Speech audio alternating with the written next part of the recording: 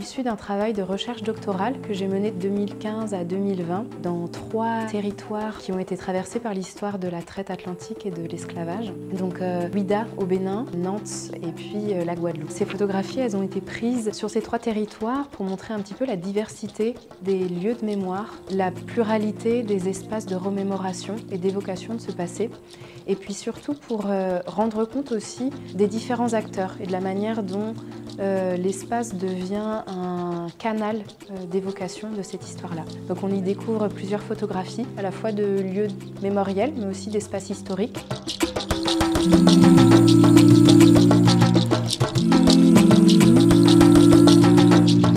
Notre volonté est d'ouvrir le Musart au plus grand nombre, notamment aux artistes.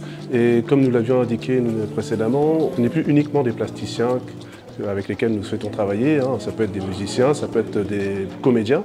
Et là, en l'occurrence, on reste dans un registre un peu particulier.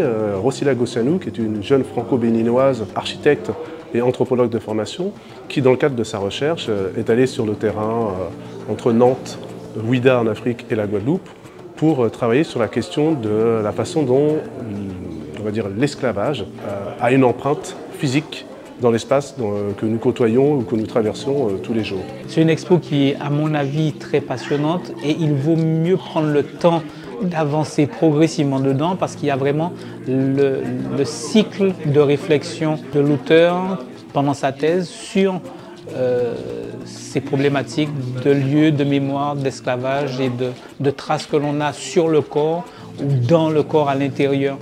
Et ça, je trouve ça vraiment très intéressant. C'est également grâce au soutien du conseil départemental de la Guadeloupe que cette exposition a trouvé son écho ici en Guadeloupe. Voilà.